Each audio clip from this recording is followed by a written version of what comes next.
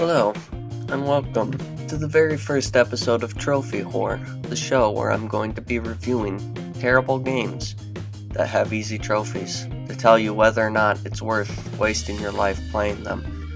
Today we're going to be talking about a game that is very near and dear to my heart. Hannah Montana the movie, the video game. Hannah Montana the movie, the game is really the height of when literally every single kid's movie got a video game. I don't really know how big of a deal Hannah Montana was, but looking at it now, where it's Miley Cyrus, and you can go back and play this game, it's incredible.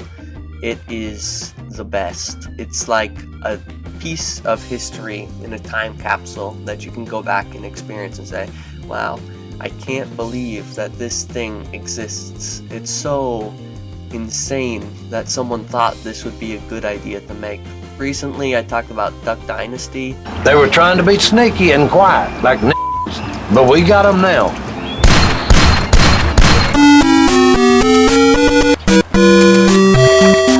And that game is crazy.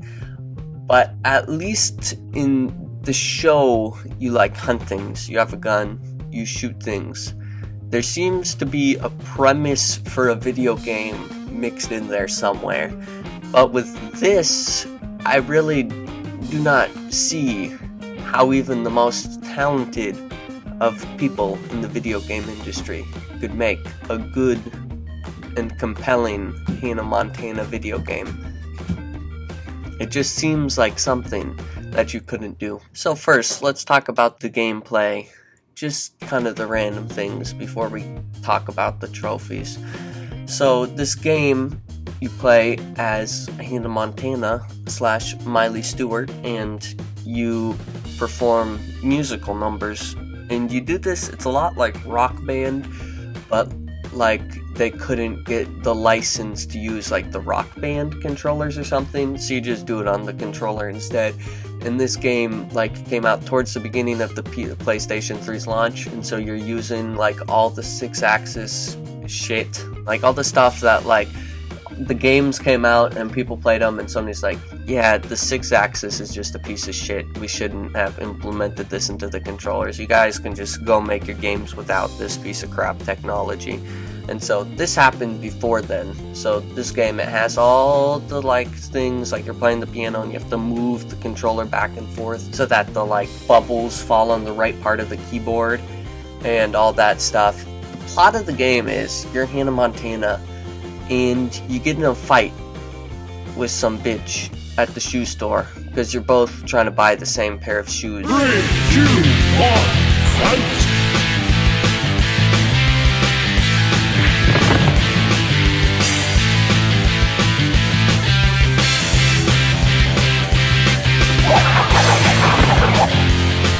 And your dad's hey, we need to get away for a while. You're fighting people in the shoe store.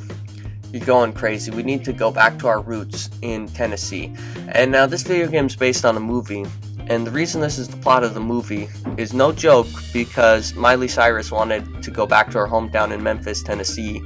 And so she's let's make a movie so I can go hang out at home again for a couple months. And that's where the movie's coming from.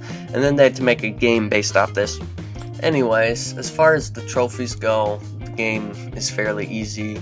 You get most of them for just beating the game. And then there's 6 really annoying / hard ones. You have to race the horse 10 times, and you have to play all the carnival games and win them. And the beanbag toss is just the worst. This trophy, it took 45 minutes to do correctly. I had to watch a video guide, set it up perfectly. You have to hit the controller up to actually throw the beanbag, and that one's annoying.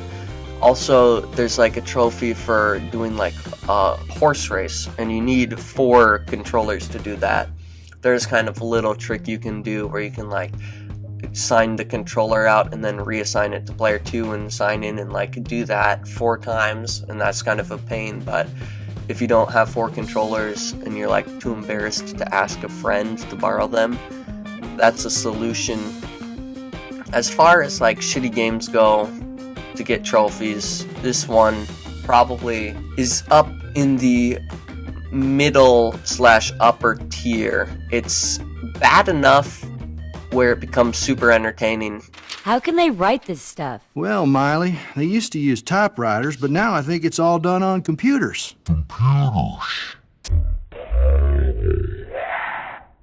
And it's short enough. It's like takes 3 hours, 4 hours. I think you have to go in with the right mindset. If you go into the game saying, I'm gonna enjoy this, I'm gonna have a good time, I'm gonna laugh at this game, you'll have a good time. So, is this game worth playing for the trophies? I'll give it a soft yes. Just definitely don't play NCIS. We'll talk about that in a later episode. But definitely not NCIS. Definitely play this game over the NCIS game.